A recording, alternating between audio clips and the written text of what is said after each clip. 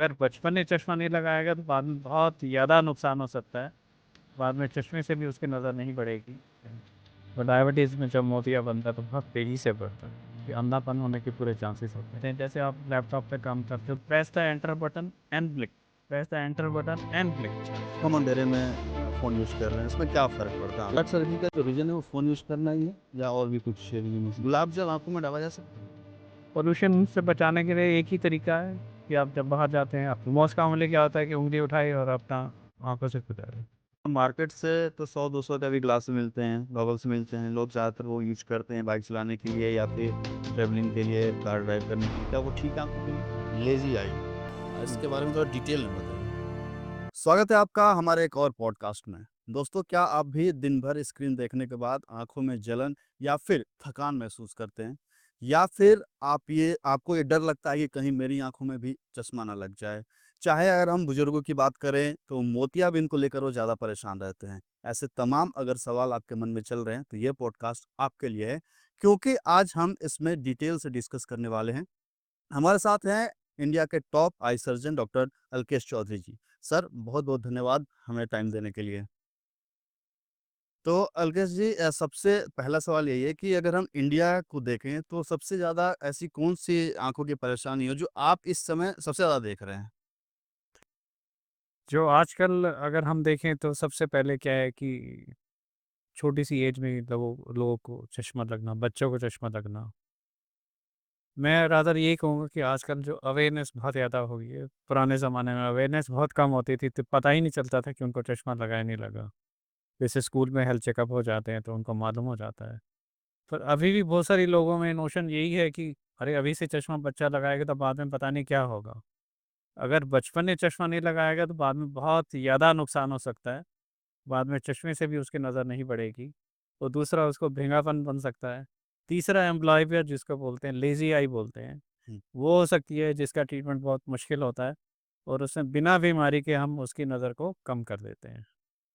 इसके अलावा जो आजकल जो प्रॉब्लम बढ़ रही है because of the diabetes, sugar की वजह से, जो आजकल शुगर जो है लोगों को बहुत कॉमन हो रहा है, क्योंकि हमारी डाइट, खुराक और एक्सरसाइज़ कम करने की वजह से लोगों को डायबिटीज़ का जो है, वो डायबिटीज़ फिर अनकंट्रोल रहती है। उसके बाद बहुत सारे लोग अपना रूटीन चेकअप नहीं कराते, मालूम नहीं होता शुगर चले जा रही है, तो उसकी वजह से आँखों में काफ़ी नुकसान हो जाता है। शुगर की वजह से हमारा पर्दा खराब होता है और जब हम जाँच पर्दे की ठीक से नहीं कराते, ठीक से नहीं ट्रीटमेंट कराते, यहाँ तक कि अंधापन होने के पूरे चांसेस होते हैं। और डायबिटीज़ में जब मोतिया बनता है तो बहुत तेज़ी से बढ़ता है। तो ये प्रॉब्लम आजकल हम बहुत ज़्यादा फेस कर रहे हैं। बिल्कुल, आपने बच्चों का ज़िक्र किया तो आज के टाइम हम ये क्यों देखते हैं कि ब बच्चे हैं उनको चश्मा लग जाता है? क्योंकि पहले अगर हम देखें तो पहले ये बहुत कम देखने को मिलता था, लोग जब बड़े होते थे चश्मा लगता था। अब बच्चों को क्यों लगता है? क्योंकि आजकल स्कूल में ही शुरू में ही हेल्थ चेकअप हो जाते हैं। स्कूल में आई चेकअप हो जाते हैं, तो हमारा ये कहेंगे अर्ली डिटेक्शन, अर्ली जानना, जल्दी जानना कि उनको चश्मे की ज़रूरत है। और उनको ठीक से हम एजुकेट करते हैं कि भाई चश्मा लगाना ज़रूरी है। पुराने ज़माने में ये कभी भी टेस्ट नहीं होता था बच्चों को, मालूम ही नहीं होता था कि उनको चश्मे की ज़रूरत है नहीं है। और दूसरा ये होता है कि हम जैसे मान लो किसी को बहुत ज़्यादा माइनस में पावर है, तो बच्चा आप कभी भी देखो कि खेल-कूद में कभी भी बहुत ज़्यादा इंटरेस्ट नहीं लेगा, क्योंकि उसको दूर का नज़र नहीं आता। पढ़ाई में तो बहुत अच्छा होएगा तो लोग ये कहेंगे कि हाँ जी, पढ़ाई में तो हमारा बहुत अच्छा है, चलो उसकी आँखें कैसे खराब हो सकती हैं। एक्चुअल में उसको दूर का नज़र नहीं आ रहा, तो पास का तो उसकी नज़र बहुत अच्छी है। लेकिन दूर का कम होने से उसका जो ओवरऑल जो सोशल डेवलपमेंट है, ओवरऑल पर्सनैलिटी डेवलपमेंट है, वो हमेशा डाउन हो जाता है, पढ़ाई में चाहे कितना ही अच्छा हो। इसलिए रूटीन चेकअप बच्चों का हम कहेंगे रादर 1 साल के अंदर ही शुरू हो जाना चाहिए, ताकि हम जो भी प्रॉब्लम है टाइमली डिटेक्ट करें। तो अभी अगर अगर हम 1 साल में ट्रीटमेंट कराएँ, उनके टेस्ट कराएँ तो डिटेक्ट हो जाए तो आगे जो पावर बढ़ता है वो बढ़ेगा नहीं, हम उसको वहीं रोक सकते हैं। पावर जो होता है वो इससे रिलेटेड नहीं होता। आजकल कुछ मेडिसिन्स आई हैं जैसे एट्रोपिन, हम 0.01% यूज़ करते हैं। उससे काफ़ी हद तक जो मायोपिया को प्रोग्रेशन को कुछ हद तक रोकता है। इसके अलावा हमारी जो नंबर है किसी बीमारी या डिज़ीज़ नहीं है। ये हमारा एक length of the eye ball है। लाइक 1 मिलीमीटर अगर आँख लंबी है तो आपको -3 का चश्मा लगता है।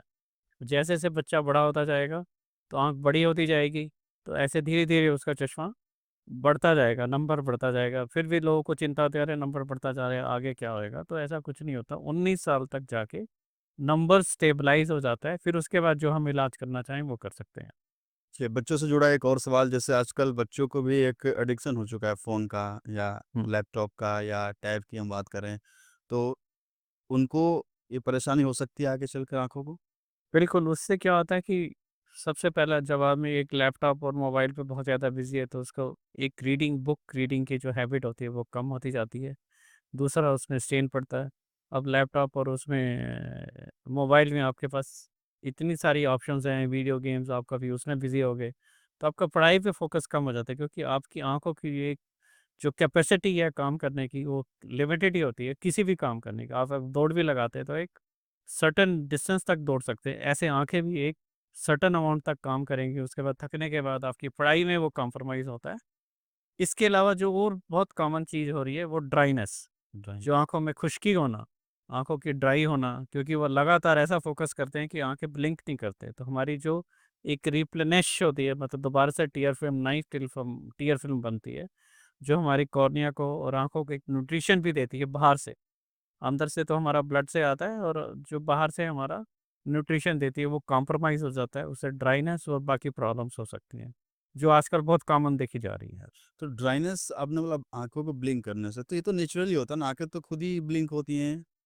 वो क्या होता है कि जब आप ग्लेयर कर रहे हो, आप ब्लिंक नहीं करते। आप इंटेंशनली आँखों को, या आप एक टक आप देखे जा रहे हो, आँखों को ब्लिंक करना, जो नॉर्मली जो ब्लिंकिंग रेट हमारी होती है, वो आपकी बहुत कॉम्प्रोमाइज़ हो जाती है।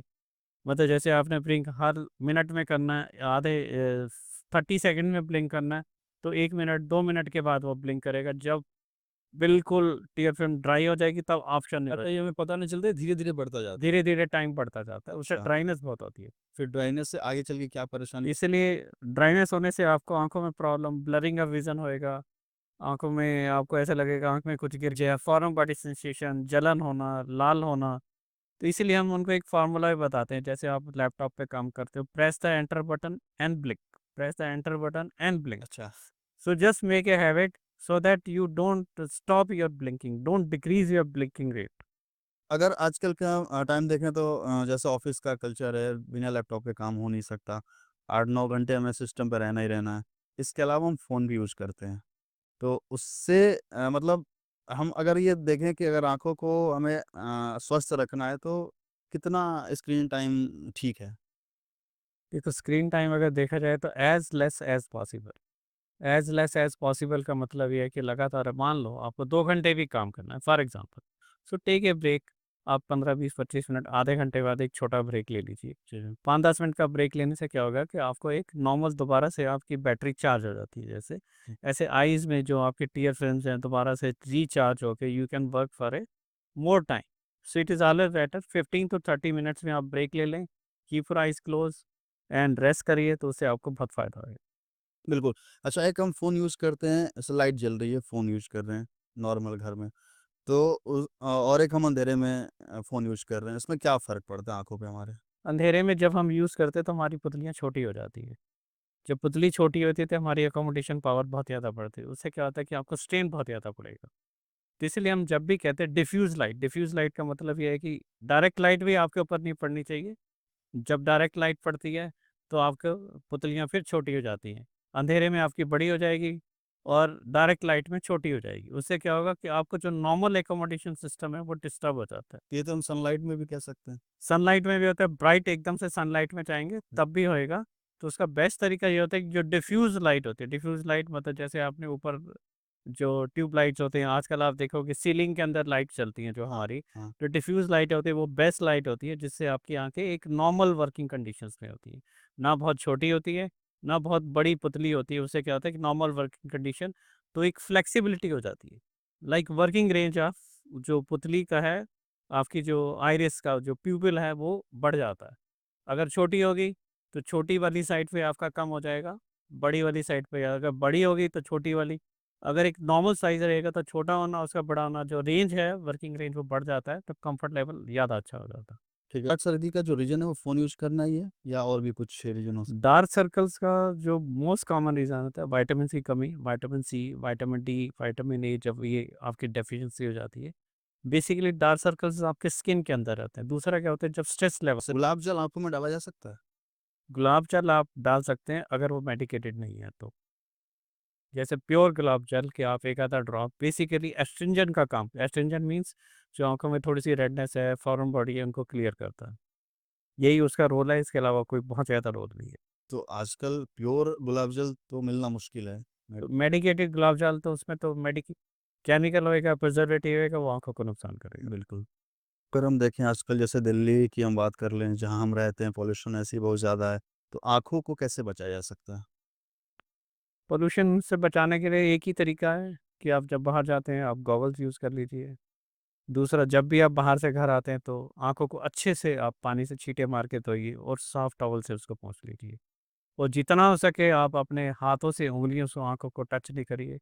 अगर आप उँगलियों से और हाथों से आप आँखों को टच नहीं कर रहे, तो आपको 99.9% चांसेस ये हैं, कभी भी कंजक्टिवाइटिस इन्फेक्शन नहीं होएगा।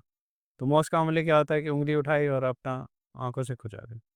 तो मैं कई बारी हमारे जो आते हैं, मैं उनको भी यही समझाता हूँ पेशेंट्स को, करना भी है तो बैक ऑफ द हैंड नकल बना के आप ऐसे कर सकते हैं। अगर ज़रूरी है, कुछ आ गया है, तो बेस्ट है कि जितना हो सके सॉफ्ट एक सॉफ्ट टिश्यू पेपर लेके या एक सॉफ्ट हैंकी रखिए, उससे आप क्लीन कर लीजिए, वो बेहतर है। क्योंकि back of hand is more clear than the front of the hand, क्योंकि आप कहाँ भी ग्रिपिंग करेंगे तो फ्रंट से करेंगे, नॉट बैक ऑफ हैंड। सो अब जब भी लगाते हैं तो उसको अवॉइड करना है। Cleaning, washing your eyes, so these things are important. ये इन्फेक्शन से बच सकते हैं। हाँ। हम नॉर्मली देखते हैं लोग सनग्लासेस यूज़ करते हैं। हुँ। अब क्या इस ग्लासेस मैटर करते हैं हमारे आँखों को लेकर? क्योंकि हम मार्केट से तो 100-200 के भी ग्लास मिलते हैं, गॉगल्स मिलते हैं। लोग ज़्यादातर वो यूज़ करते हैं बाइक चलाने के लिए या फिर ट्रैवलिंग के लिए, कार ड्राइव करने के लिए। क्या वो ठीक है आँखों के लिए? ग्लासेस मैटर्स अ लॉट, बहुत ज़्यादा फ़र्क पड़ता है ग्लासेस से। क्योंकि क्या होता है कि अगर ग्लासेस की क्वालिटी अच्छी नहीं है, उसमें उसका जो सरफेस कभी भी स्मूथ नहीं होएगा, उसमें रेज़ जो होती हैं वो रिफ्रैक्ट और डिफ्रैक्ट करती हैं, वो फैलती हैं। उससे क्या होगा, आप ज़्यादा देर उनको नहीं पहन सकते, ज़्यादा देर पहनेंगे तो आइज़ में स्ट्रेन पड़ना शुरू हो जाएगा। एक नॉर्मल जो कम्फर्ट लेवल है, जो आपको मिलना चाहिए कम लाइट से, सनलाइट से, वो नहीं मिलता, क्योंकि उसके बाद आप थकना शुरू हो जाएँगे, आइज़ में स्ट्रेन पड़ना शुरू होता है। इसलिए ग्लासेस की क्वालिटी बहुत ज़्यादा मैटर करती है। लेज़ी आई हुँ। इसके बारे में थोड़ा डिटेल में बताइए। क्या होता है कि जैसे मान लो फॉर एग्जांपल आपने किसी की एक बाजू बाँध के रख दी, भई इस बाजू को यूज़ नहीं करना। या दूसरा एग्जांपल मैं सिंपल, इससे भी सिंपल, जैसे हम दाएँ हाथ से को राइट हैंडेड पर्सन है, ठीक है? सो हमेशा वो राइट हैंड से काम करेगा। तो कुछ भी उसके राइट हैंड में जो फाइनेंस, जो क्वालिटी रहेगी, उसमें स्ट्रेंथ रहेगी, हमेशा बेटर रहेगी as compare to left hand. So हम इसको क्या कहते हैं, मान लो ऐसे ही हमारी राइट आई और लेफ्ट आई है, समझ लीजिए। राइट आई पूरा काम कर रही है, लेफ्ट आई कम काम कर रही है बिकॉज़ ऑफ द ग्लासेस। जैसे मान लो उसमें चश्मे के कम नंबर है। कम का मतलब क्या मूवमेंट से? नहीं, नहीं, अ, आई की मूवमेंट जैसे हम देख रहे हैं नहीं पुतलियों में। मूवमेंट नहीं, जैसे पावर। अच्छा, मान लो एक आँख में पावर ज़्यादा है, मान लो फॉर एग्ज़ाम्पल राइट आई में पावर 1 है, दूसरी आई में पावर 4 है।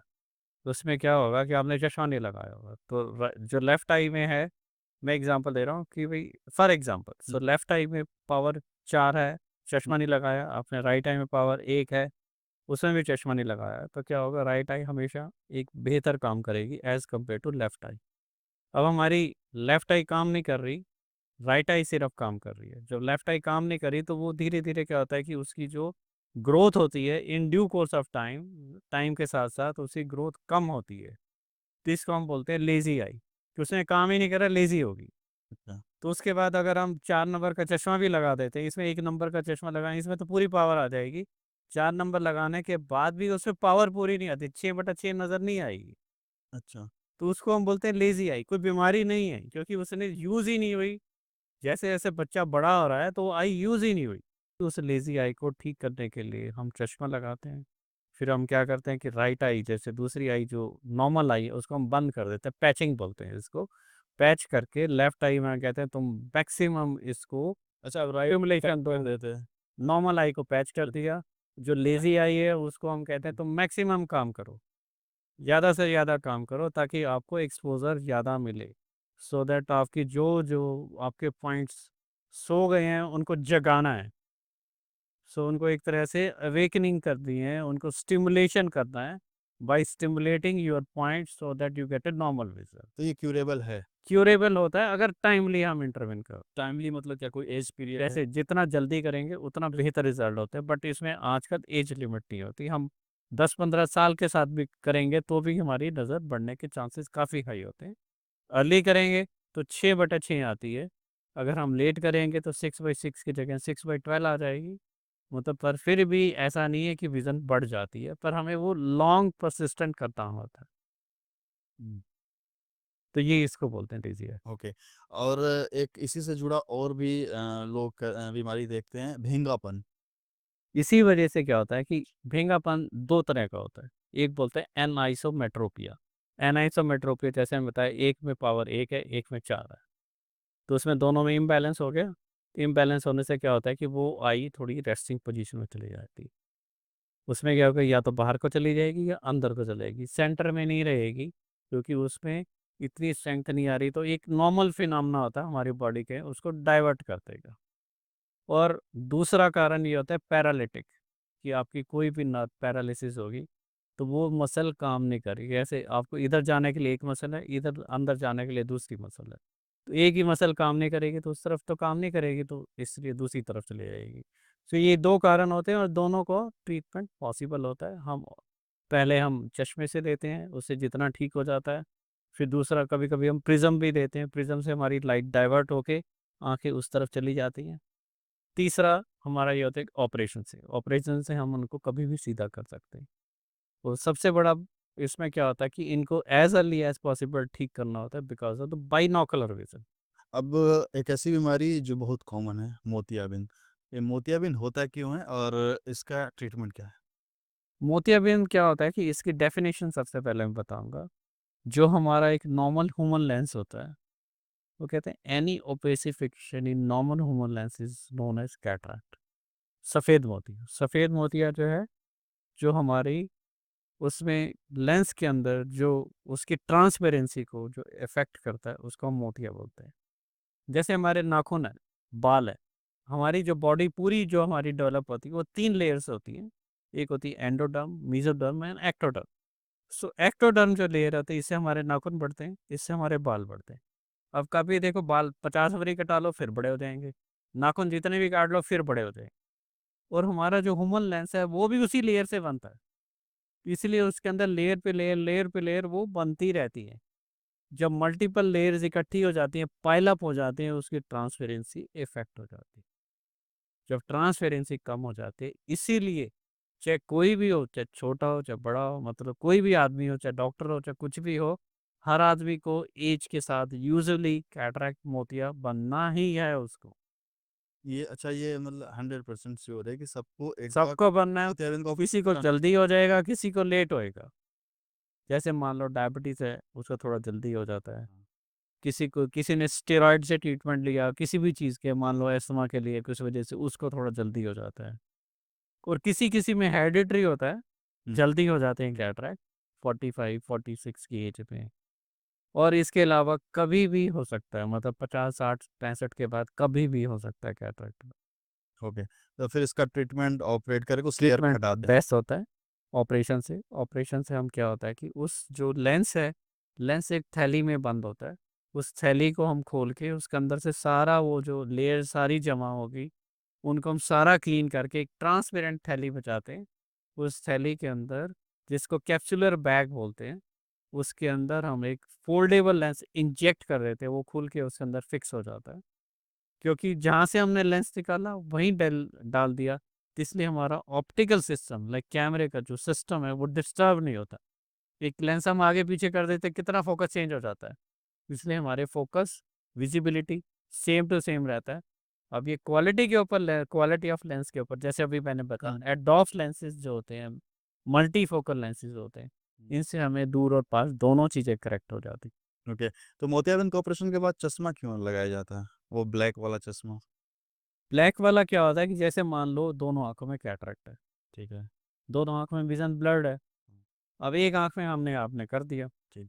तो वो तो एकदम से ब्राइट हो जाएगी, क्योंकि दूसरी आई में थोड़ी सी डिम विजन जा रही है, तो इम्बैलेंस हो जाता है।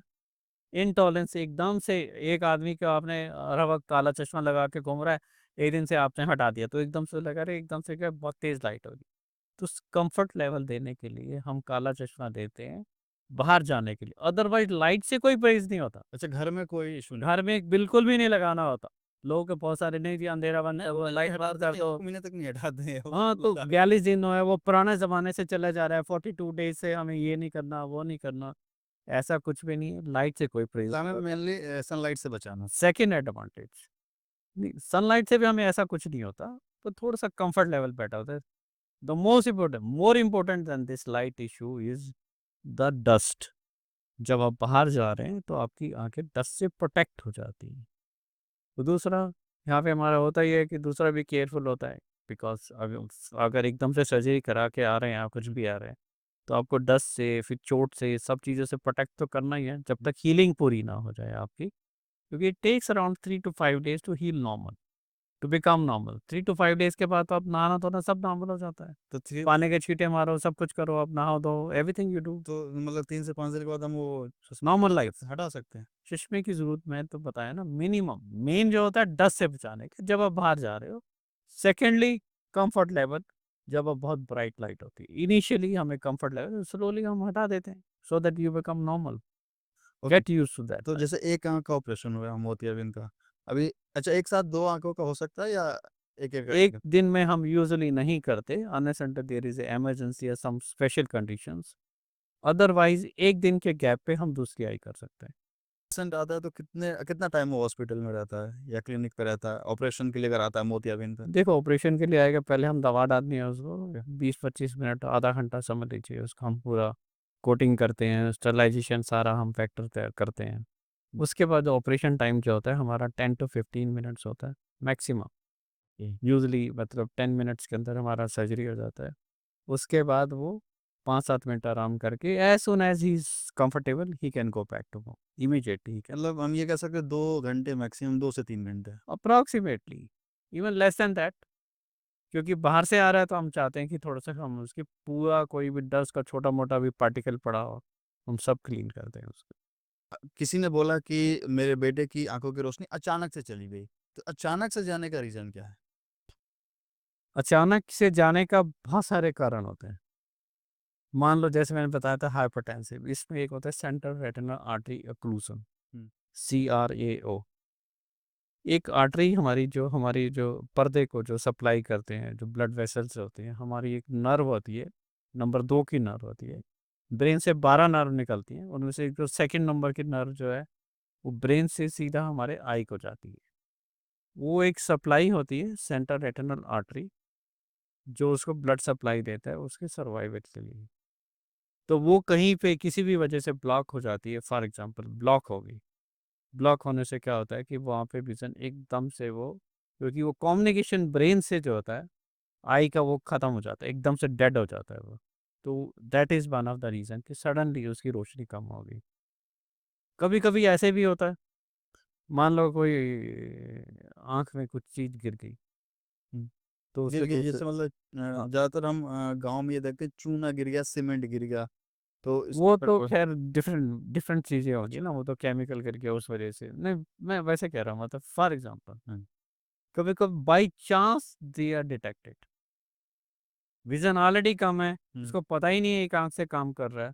जो नॉर्मल आई में फॉर एग्ज़ाम्पल कुछ गिर गया तो कुछ कर हो गया, तो उसने उसको क्लीन करने के लिए या कुछ भी थोड़ी देर के लिए आँख बंद कर ली, पट्टी बाँध दी या कुछ भी कर लिया, तो उसे लगता है उसे नज़र ही नहीं आ रहा दूसरी आँख से। Some time they are suddenly detected, कई चीज़ें मतलब कुछ, मान लो बचपन से ही ऑप्टिक एट्रोफी है या कुछ ऐसा प्रॉब्लम है या बहुत हाई पावर है, तो आपको कंप्लेंट में सडनली जी बिल्कुल ठीक था जी, उनको पता ही नहीं होता कि उसमें प्रॉब्लम चल रही है दूसरी आँख में, तो ऐसे भी होता है। जैसे एक मेरे पास बच्चा आया था, उसमें एक आँख में -11 नंबर था, दूसरे में पावर ही नहीं थी। पावर थी ही नहीं। 0 पावर थी एक में, हुँ। नॉर्मल आई दूसरे में -11। तो ऐसे भी होता है, वो कहते हैं नहीं उसे दिखाई नहीं दे रहा, जब चेक किया तो -11, चश्मा लगाया तो उसका विज़न बढ़ रहा था फिर। तो ऐसे केसेस भी होते हैं, कई बारी they are unaware of that. बच्चों में usually sudden loss of vision के कारण बहुत ज़्यादा नहीं होते। अगर होते हैं तो ऐसे, या फिर ब्रेन में कुछ हो गया, कोई प्रॉब्लम हो गई, कोई ग्रोथ होगी, ट्यूमर होगी, जिससे हमारी ऑप्टिक नर्व डैमेज होता है। These are the main reason. Otherwise trauma तो कॉमन ही है, या फिर मतलब चोट सडन नहीं है। या फिर सिर में चोट लगने का भी एक रीज़न होता सिर में चोट, मैं बता रहा हूँ, जिससे ब्रेन में ब्लीडिंग हो गई, किसी वजह से चोट लग गई, किसी को एनोरिज्म होता है वो फट गया, किसी वजह से ब्लीडिंग हो गई या प्रेशर हो गया, कोई ट्यूमर हो गया, तो इन वजह से हमारी ऑप्टिक नर्व अगर डैमेज होती है, that is one of the reason ये सडन विजन लॉस होता है। तो फिर क्या ये विज़न आ सकता है वापस? यूजुअली जब ऑप्टिक नर्व डैमेज होती है वो इरिवर्सिबल डैमेज होता है। ये कलर ब्लाइंडनेस की अगर हम बात करें तो ये क्या होता है और इसका ट्रीटमेंट कैसे होता है? देखो ये जो कलर ब्लाइंडनेस है यूजुअली जो होता है, हम अगर देखेंगे तो बेसिकली ये पार्शियल कलर ब्लाइंडनेस होती है। पार्शियल कलर ब्लाइंडनेस का फिर डिफरेंट रेंजेस होती हैं। जो partial colour usually red and green के लिए होती है, बट अब एक आदमी को क्या पता कि रेड कलर क्या है? हम ही तो बताते हैं ना, ये रेड है, हुँ, ये ग्रीन है। हुँ। तो जैसे-जैसे बच्चा ये बाय बर्थ होते हैं, तो वो जो बच्चा जो है जैसे ग्रो करा, हमने बताया ये रेड है और रेड है। वो उसको नॉर्मल रेड लाइट देखने में, ग्रीन लाइट देखने में कभी भी दिक्कत नहीं आएगी, because he has learned what is red, what is green. तो पार्शियल कलर ब्लाइंडनेस में क्या होता है कि वो प्रॉब्लम नहीं आती, पर हमारे जो इशारिया चार्ट जो होता है, जिसमें हम कलर मिक्सिंग कर देते हैं सभी की, तब उसमें कन्फ्यूज़न क्रिएट होता है उसको। अदरवाइज़ नॉर्मल रेड कलर पहचानने में या ग्रीन कलर पहचानने में, normal day to day activity में, नॉर्मल वर्किंग में कुछ भी नहीं प्रॉब्लम आती। हमारे ऑफ कोर्स बहुत सारे जैसे फिटनेस में क्राइटेरिया में, मेडिकल में क्राइटेरिया डाला हुआ है कि पार्शियल कलर ब्लाइंड को अनफिट कहते हैं, but they are usually not unfit because they know what is red, what is green, they can identify without any problem. और इनका कोई भी ट्रीटमेंट नहीं होता, और ये ना कभी बढ़ती है ना कभी कम होती है, जैसे आपको बाई बर्थ होता है वैसे ही रहती है। बहुत-बहुत धन्यवाद आपका डॉक्टर अल्केश जी हमें समय देने के लिए थैंक और you so much. Thank you topic पे डिस्कस करने के लिए। और आपसे भी हमारी एक अनुरोध है कि हमारे चैनल को लाइक सब्सक्राइब कर लें ताकि आने वाले पॉडकास्ट आप तक पहुँचते रहें और अगर आपके मन में कोई सवाल है तो हमें कमेंट करके ज़रूर पूछें। Thank you.